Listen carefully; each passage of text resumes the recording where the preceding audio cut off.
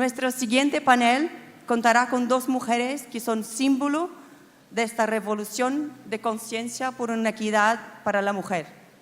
Halla Tómasdóttir y la moderadora Angela María Camacho. Halla es CEO del B-Team, fue la primera mujer a cargo de la Cámara de Comercio islandesa y luego fundó una compañía de inversión con la visión de incorporar los valores femeninos en las finanzas. En 2016 se postuló como candidata independiente a la presidencia de su país y obtuvo 30% de los votos. ¡Wow! ¡Wow! ¡Qué honor! I'm honored. Por su parte, Angela María, a quien ustedes ya conocen, es la presidenta del directorio del Sistema B Internacional. Durante su carrera ha creado y dirigido iniciativas de diversidad e inclusión y programas de responsabilidad social corporativa en América Latina.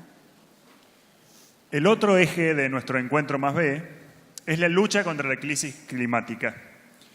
Y estas inspiradoras mujeres estarán acompañadas del empresario brasileño y emprendedor social Guilherme Leal, uno de los fundadores de Natura, compañía global comprometida con la sustentabilidad.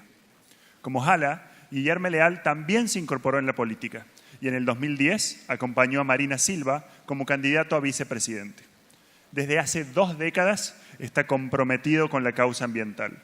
Desde directorios de organizaciones como Brazilian Biodiversity Fund, FUNBIO, WWF Brasil y el Instituto de Pesquisas Ecológicas. Pero sobre todo a través del Instituto Arapiaú, organización dedicada a la educación y la sustentabilidad. Los invitamos a pasar. Esta intervención será en inglés y les damos una cálida bienvenida. Welcome, bem-vindos.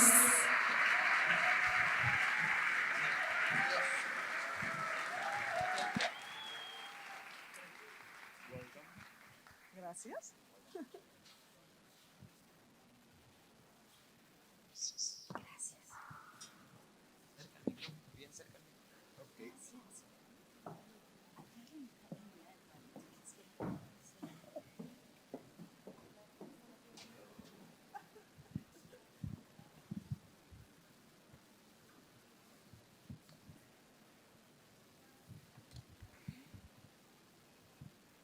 Bueno, primero quería contarles que esta intervención va a ser en Spanglish, portuñol, inglés, porque vamos a estar mezclando los 3 idiomas de acuerdo a la que nos fluya en el momento.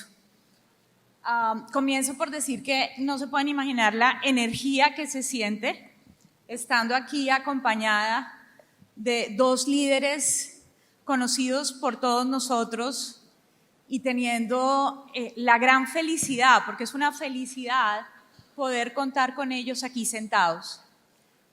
Más que una moderadora, yo quiero acompañarlos en un diálogo en el que nos van a compartir sus experiencias, su conocimiento y también sus ansiedades y preocupaciones por las cosas que podríamos estar haciendo diferente. Entonces, la mayoría de las preguntas las voy a hacer en inglés y tanto Guilherme como Halla decidirán en cuál idioma nos responden. Así que muy bien, quiero comenzar haciéndole una pregunta a Guilherme en aras de equality. Guilherme, you're a visionary, a leader, an agent of change. You have participated for many, many years in the creation of businesses and social organizations. You are involved in many environmental institutions. You are very close to the academia, and you have been involved in politics. And in your free time, you co-created Natura and make it one of the most emblematic companies in Latin America and for the rest of the world. I can imagine you have seen it all. From your personal and professional perspective, what has changed?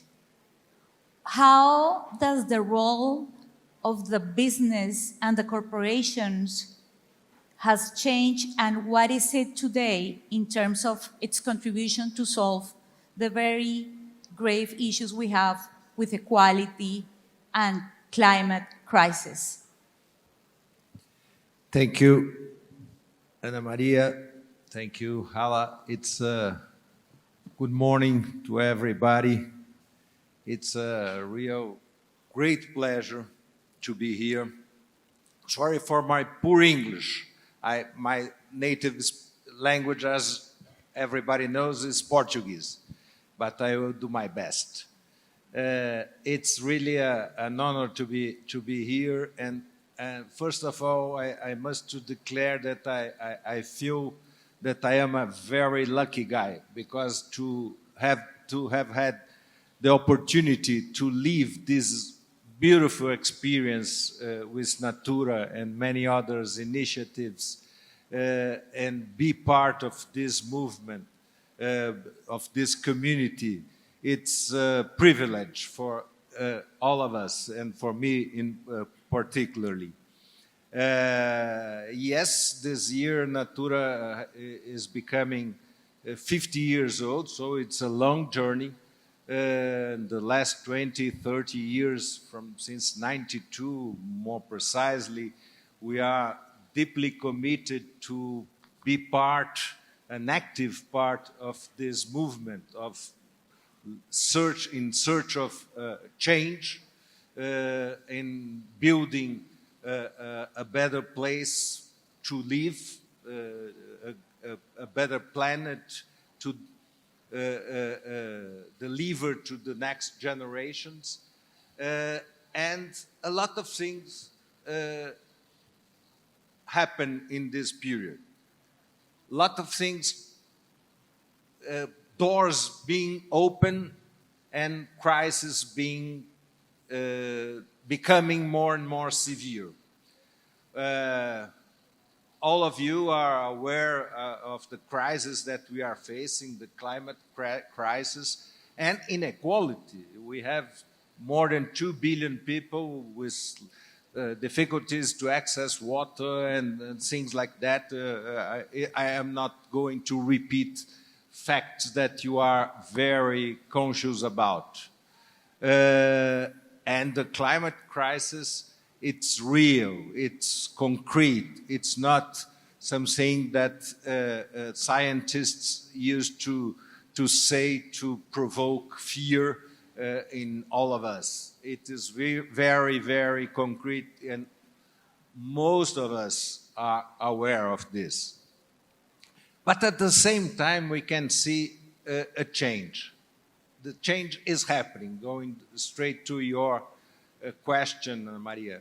In the very beginning, my personal experience, it was that the companies as a whole and citizens, because I will come back to this question of all of us, but we can, in 20, 30 years ago, and at the end of Second World War, I am from 1950, I am almost 70 years old, the question is how to create a lot of things, how to create necessity to sell products, not how to attend, to resolve, to bring solutions, but how to create necessities to spread products around the world, to use the technology developed in the Second World War, and how to make good business, good profits for shareholders, not stakeholders, as we are starting to talk about the big companies. 30 years ago, it was almost the general rule, and it still is. But we are here. We are the most important companies, the round table group is accepting, finally, that the role of business is to create solutions, not necessities, not new, unnecessary necessities. It's to create solutions to permit all of us to have a better life and a more fair and inclusive world. And I think that there is this community, it's growing. I really believe, and I tried to avoid to be too much dreamer, but I can see the signs of change. And at the same time, the growth of technology, the tools that we have to face the problems are unthinkable. What will happen in 10 or 20 years ahead could be a tragedy, and it's possible to create something close to our dreams. It depends on us. It depends on our capacity in each and all of us to be part of this change. And I really believe that we, through these years that you have been asking me, with changes I have seen, I am sure that next generations are, the millennials, are really committed and demanding on the businesses, on their own lives, on their communities, to create a more fair, a more sustainable world. And this will push business in the right direction. The ones that has the consciousness that they should be change agents will be pushed in this direction. And so I'm still, as 30 years ago, I'm still believe that it is possible to promote change, and the business is a fundamental part, but it's not alone.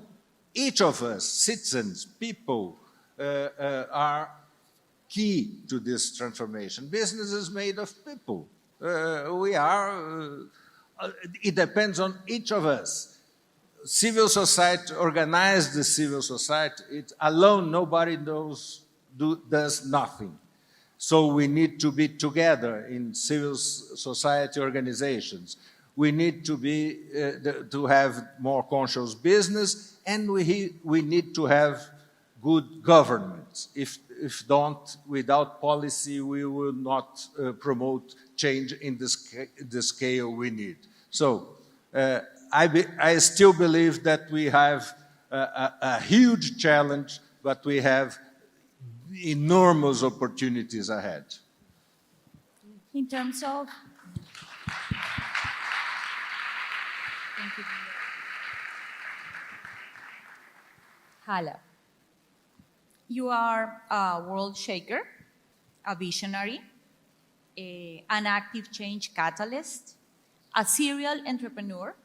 I would like to touch on that point again later in our conversation. A women's empowerment leader, successful politician. You were almost elected President of Iceland. A business professor, which is very important to the point we are making today in our conversations.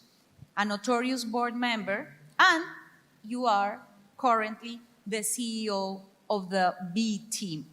For those of us here that do not know enough about the B team, what is it? What are they doing? Which companies are them? What do you stand for? Who do you represent? Gracias. Un poco en español para empezar. Buenos días.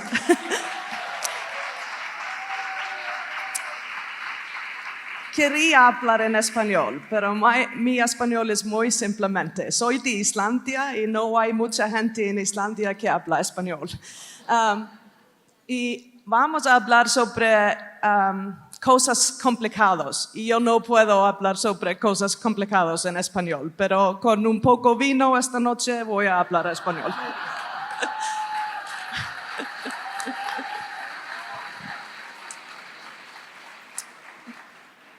Entonces voy a cambiar y hablar inglés. Thank you for allowing me to speak English. It's much easier for me than trying to speak my simple Spanish, but I am so happy to be here. I love the energy in this room. I love the setting. I love being in a family that has made a decision to commit to this world that we want to create. The B team was founded about 6 years ago, and I have the honor of serving as its CEO since last year. Guilherme is one of our most inspiring leaders.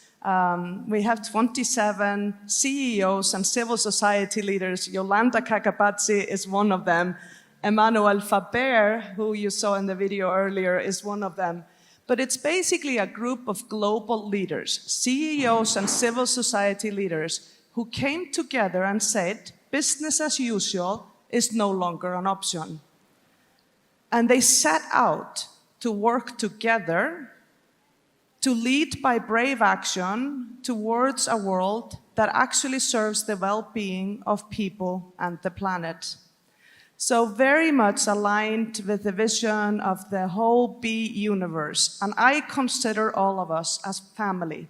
So we may be a group of leaders of the multinational leaders and civil society leaders, but I think we're all pushing towards the same future that we must realize.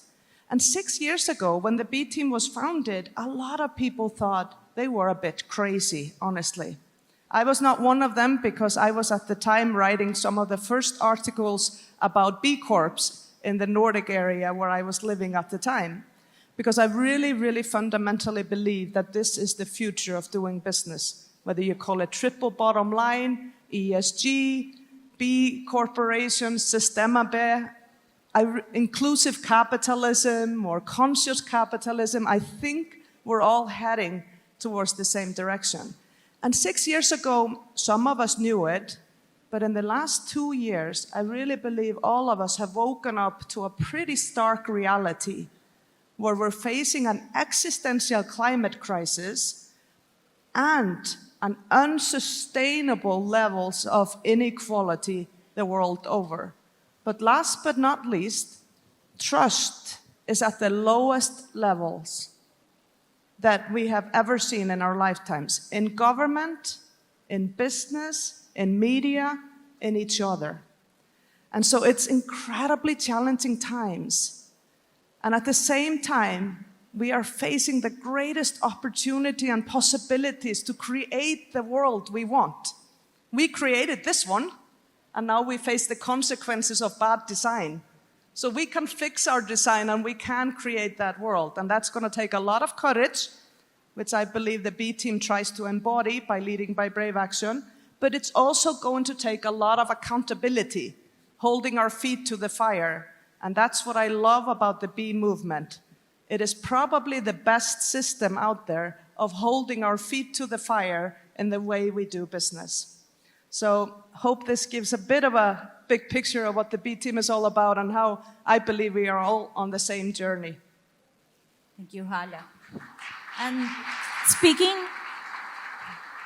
speaking of accountability, Natura.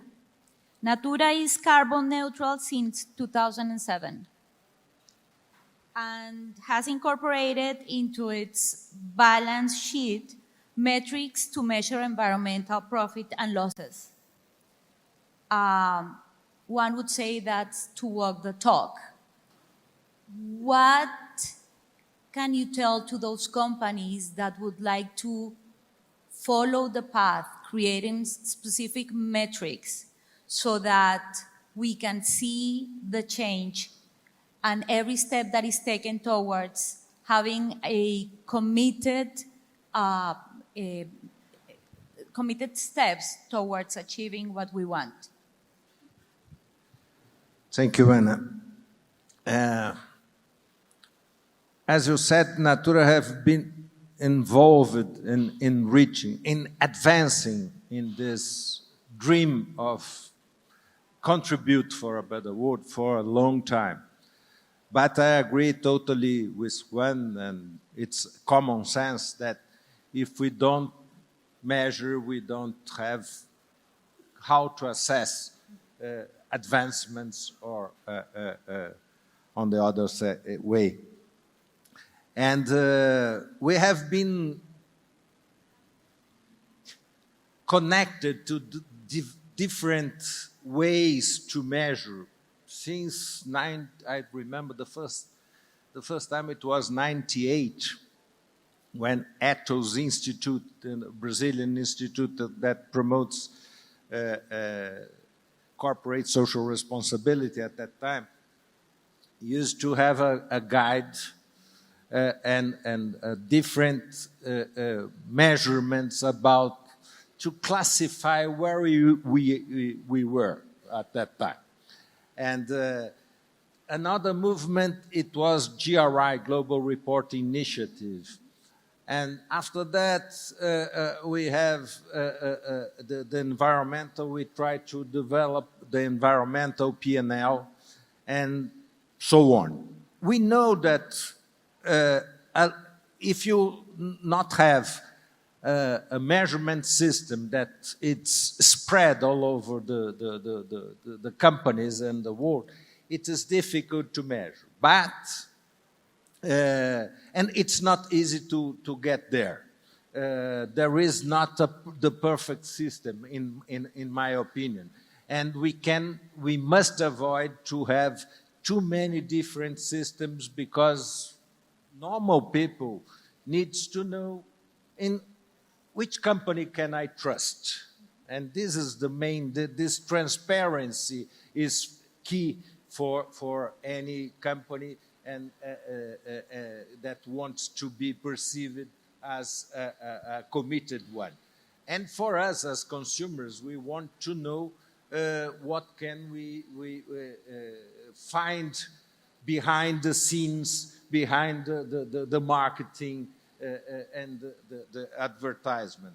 So I think we are on the process. We are trying to get together. I agree totally with Halla that we cannot split ourselves in so many different movements and associations and organizations that we as normal people became confused with so many new terms, new measurements, we need to be simple and transparent. This is the beauty of this movement, that we are in a simple place, beautiful but simple place, thinking big, thinking in promoting a huge change. It's not the complexity that will bring the solutions for us. So I really think that each company needs to have, and the B Lab assessment, the B certification, it's really important.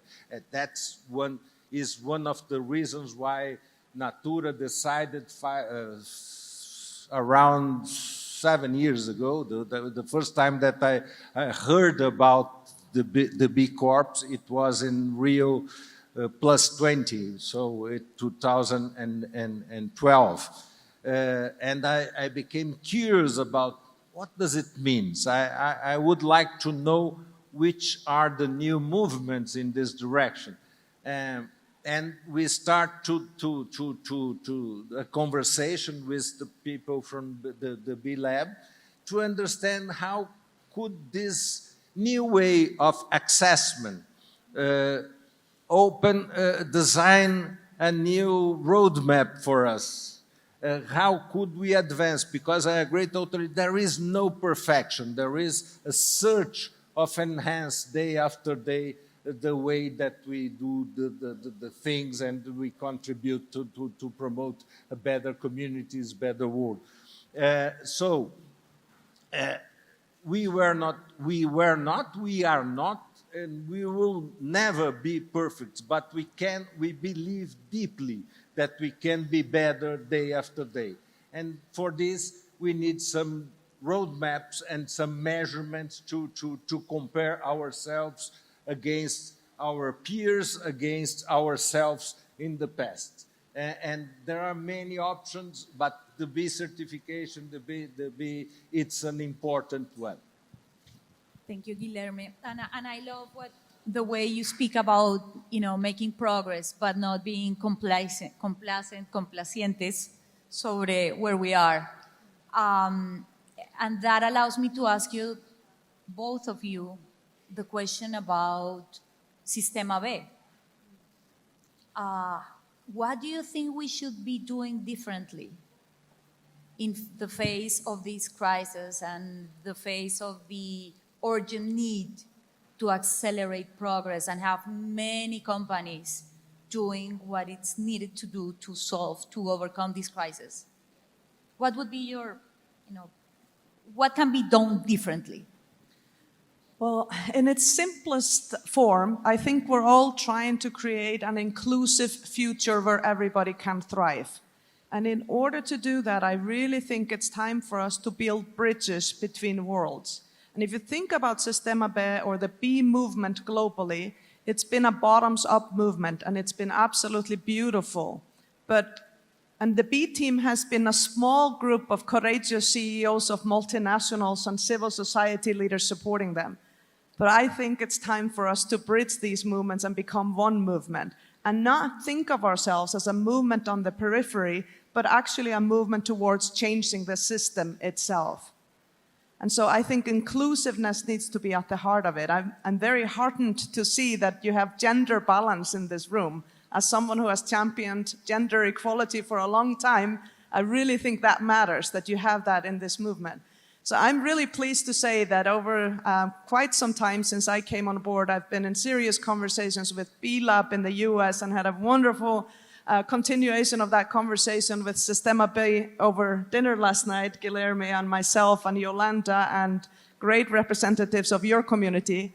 And we are in the process of deepening our partnership and figuring out how do we work together. So this is no longer a movement for small organizations. Where are the leaders of the multinational, global, big, currently still the most powerful organizations that are willing to take that courageous step and hold themselves accountable to these standards? And Natura already does so beautifully, and Danone does so for its US operations, and it is expanding it.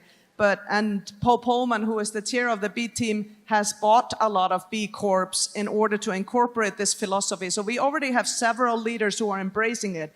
But can we go out and find really powerful multinational CEOs to really show and role model by brave action what it means to embrace the courage to create a better future that's inclusive for all, and hold their feet to the fire and hold themselves accountable to the B ideology of well-being of people and planet and good governance being part of the definition of success? To me, this is the next phase for all of us to come together.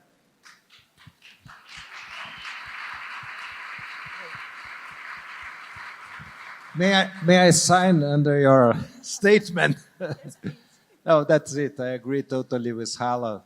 It's not by chance that we are together here.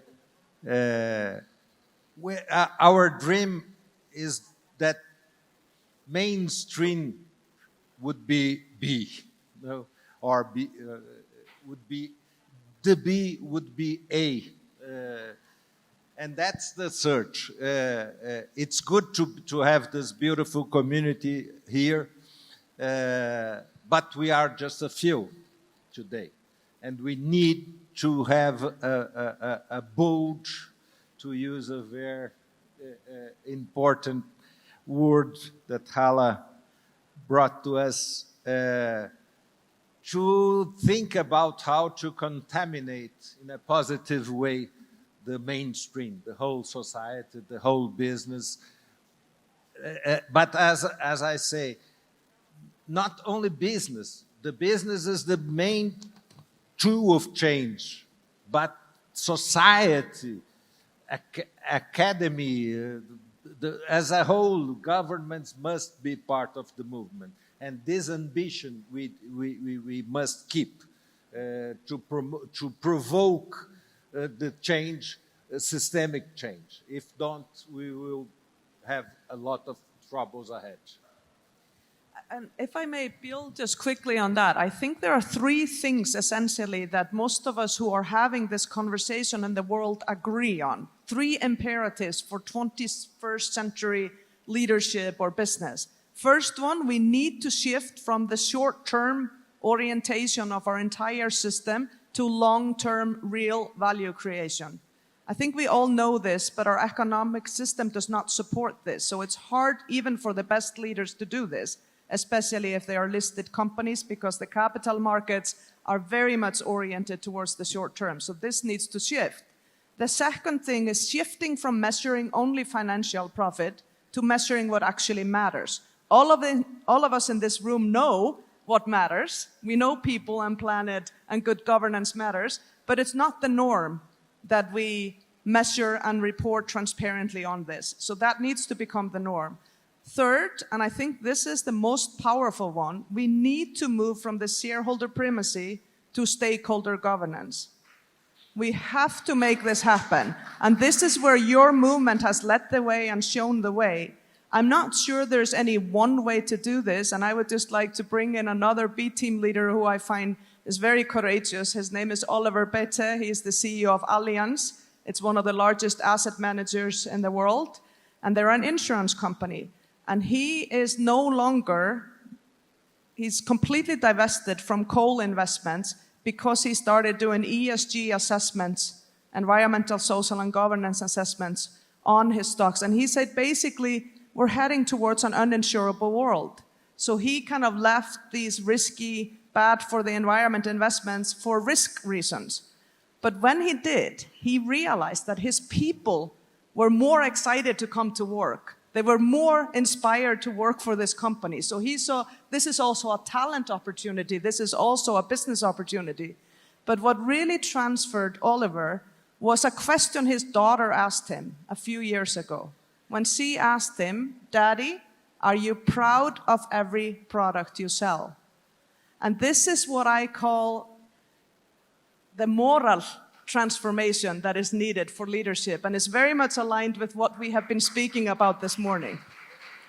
We need a moral compass in leadership.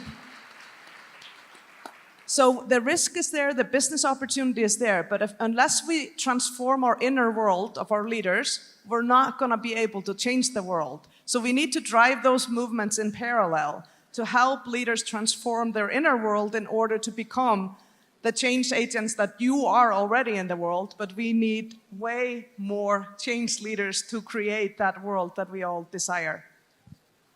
Thank you, Halla. Talking about products, I love cosmetics. I have seen a product called Ecos, a line of products. We all know that we can no longer conserve or preserve. We need to regenerate. And we need good examples, and we need to change the narrative so we all get to know that's possible. Guilherme, can you tell us a little bit of what is it that you are doing through the line Ecos, Natura is doing, and what's the impact? To be honest, I am not the best. We have some people from Natura here that it's much more competent than myself to say to relate the experience of Ecos. But I would like, before to share some important impact that Ecos is causing, I would like to come back to agree with Halla, with Professor Otto. In the very beginning of Natura, there was a dream that cosmetics could be more than just products to serve vanity mainly of women. That cosmetics could be a tool to connect to yourself, to self-knowledge, to how to take care of yourself. And in the very heart, and at the same time, that life is a chain of relationships. We are interconnected, interdependent. So we start a company, and Luis Seabra, my partner, it's the great guru in this arena, that would promote what we call bem-estar bem, is to be to be well, to feel well with yourself, with the other, with the nature that we are part of, with the whole. This is life. These relations with yourself, with others, your identity is built in your relation with others. If we are divided, as Otto Sherman has just said, from nature, we lose our planet, we lose the conditions that sustain life. And so this connection is totally important, and our search is not to sell cosmetics, is to sell this vision of life, this vision of the web of life. Echoes, it was an initiative that we took at the end of last century, in the 90s, mid-90s, in front, around the mid-90s. Looking at Amazon, looking at Brazilian biodiversity, all of you know that Brazil has one of the most rich biodiversities of the world. And how could this be used in a sustainable way?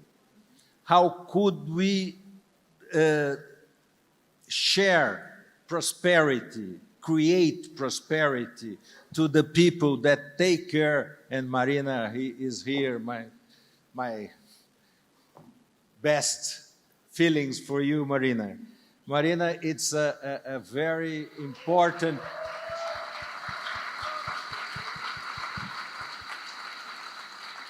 a woman, a leader that came from the forest, the deep forest, and it's people, more than 20 million people that lives in Amazon, that takes care of our treasure that is our forest.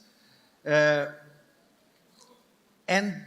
that was the decision. We thought at that moment, what would we be when we grew? Are we going to copy the European brands? Are you going to copy the American brands? Or are we going to be ourselves? Are we going to create something original?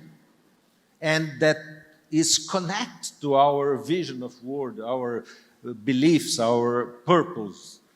And that was the decision 20 years ago. And we decided, but there were no knowledge available.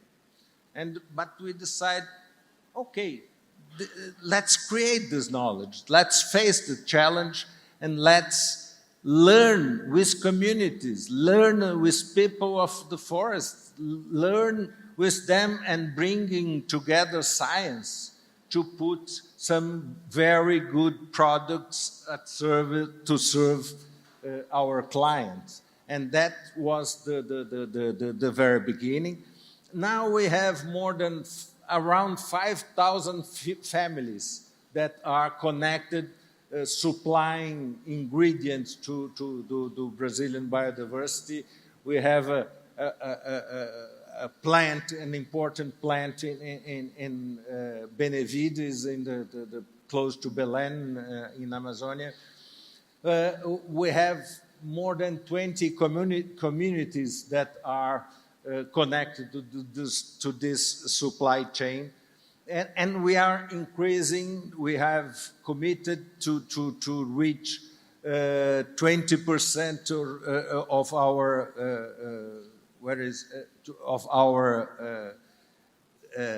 raw materials coming from Amazonia. So it's happening. It's happening. It's real. Which is super relevant so that others can follow. May I say something about Please. Natura? Because I'm new as the CEO of the B team. Well, I've been over a year. You're no longer new then. But it was my first time to visit Natura in Brazil on Monday. And I just have to say, all of the B team leaders They're not all as beautifully humble as Guilherme is. He is, which I think is actually the fundamental and missing leadership quality in the world today. We have way too much of what I call the hubris syndrome. You can tell he doesn't suffer from it. So I just want to say that after visiting this company, the fact that there is a company that for 50 years has embraced that philosophy in this way and is still, after these decades of working so hard, buying the Body Shop and now Avon, a company from the global south is buying these Western brands that are struggling. Kudos.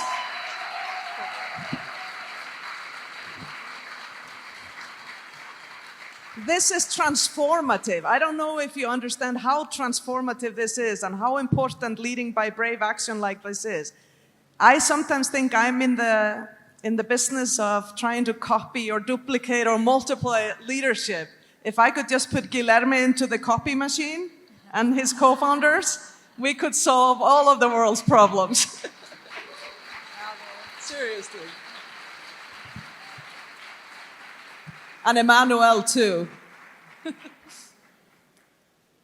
Transformative, keyword. Studies have said that studies about behaviors of women and men have said that women are more likely to be role models for the change they seek. And women are willing to share inspirational stories to motivate others to embrace that change. Given that we need leadership, embrace change, and you mentioned that here we have gender parity. Would you say that it's imperative to have more women leading organizations and perhaps more feminine attributes so that we can accelerate change in our society and in the corporations, but having that type of skills and qualities incorporated into the management and leadership? Absolutely. I come from a country that leads the world when it comes to gender equality, and it's been key to progress in my country, Iceland, and in the whole region of the Nordic, which has recently announced with its prime ministers and leading businesses, and Angela Merkel from Germany being present, that they want to lead the world when it comes to sustainability and equality, which are really the two principles we all must embrace. We just had a Forbes survey issued this week, surveying who are the most innovative CEOs in the world. On the list were 99 men and 1 woman. We need innovation and transformation in the world, and if we think that's going to come from more of the same, we are sadly mistaken. So it is, of course, absolutely critical to change the numbers. But I also think we need to lift this conversation from being about women versus men, because for me, gender is about values. And it's really something that we have inside of all of us. We have masculine and feminine qualities and values inside of each and every one of us. And the new leaders and the most effective leaders in this environment that calls for collaboration, calls for courage, calls for not just using our rational mind, our heads, but also our hearts, so that our hands start doing something that is truly aligned with our deeper knowing. Call for more feminine values than the world currently embraces. We have created an economic system and a way of doing business that embraces and holds up the masculine, which is equally bad for women and men, and certainly has left us with a burning planet and unsustainable levels of inequality where we value things differently. So to me, it's about values in culture, it's about values in leadership, and competition without care is no longer an option. We need to embrace that competition matters, and we need to continue to use the drive that comes from that masculine energy, if you will, which is equally available to women and men. And we need to balance that with lifting up care. Care for people, care for the planet. And I think that is just simply the best way to lead today. So yes, we need to change the numbers, but most importantly, we need to shift values at the heart of how we do business and how we think about our economy. And that is all of our business. So it's not, women may very well be very critical to shifting these norms. Gender is a very critical lever, and so is the next generation, many of who I see in here. but it's about values, and we should be careful not to alienate men who may increasingly be going out voting for less progressive political leaders because they're feeling left behind in a conversation that should be inclusive, because feminine values are for everyone.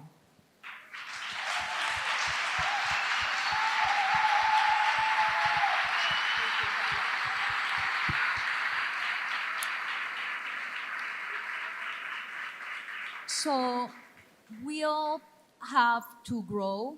We need to learn so that we can make better informed decisions, both in politics, but also as consumers, as citizens.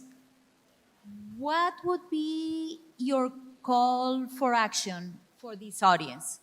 We all have the ability to change what we don't like, and as we heard this morning, we need to put our attention where we want to generate energy.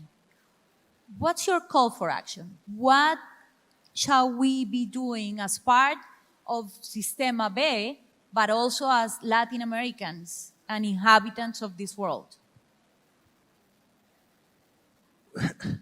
We have so many things to do that it's tough to make a choice. We need to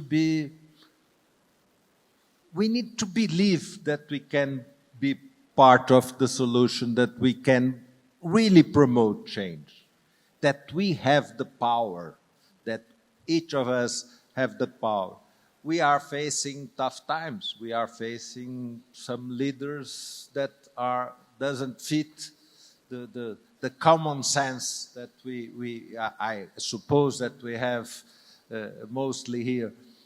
And more than ever, we need to be present, to be in our communities, as consumers, as voters, as leaders in general that we are, and be really present in the life of society, in the collective. We are not going to change alone, but together, as we are here, we are powerful. We can and we will promote the change that we want. We need to be, as Gandhi said, the change that we want to see.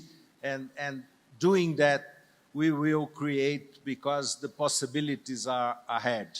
We need to be involved. We need in so many different areas, as I said, as individuals, as companies, as civil society organizations, and as governments.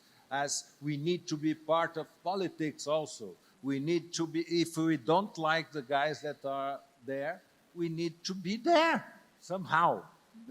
And so we have a lot of energy. We need to keep this energy being transformed in real and concrete actions. I know there. Thank you. I know they want us to bring this to a close soon, so I'm just going to keep it personal and quick. Be you, because the world is better with you just the way you are. Be unafraid to be in this world, but be wary of the otherness that is rampant in this world. Be inclusive, but be you. Let your voice and values be heard. There's an invitation out there. The world is desperate for a better path forward. Hold in your heart these two words that we, as B team leaders, are really embracing now. I have courage on one side, accountability on the other side, and ask yourself constantly, who do I hold myself accountable to? I know all of you will never come up with the answer shareholder alone, but a lot of the world does. Let's help the world figure out how to hold ourselves accountable to the next generation, to creating the world that they deserve. And then we'll be okay with courage and accountability in our heart.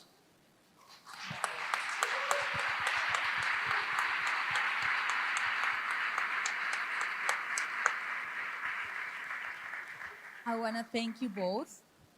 we could stay here for the rest of the day. So many things to learn, so many things to share. And I think that we have started to get into a very good agreement on how is it that we're going to collaborate between Sistema B and the B team so that we can all together row towards the same direction. Thank you so much. It's been a pleasure to hear you here. Muchas gracias. Thank you.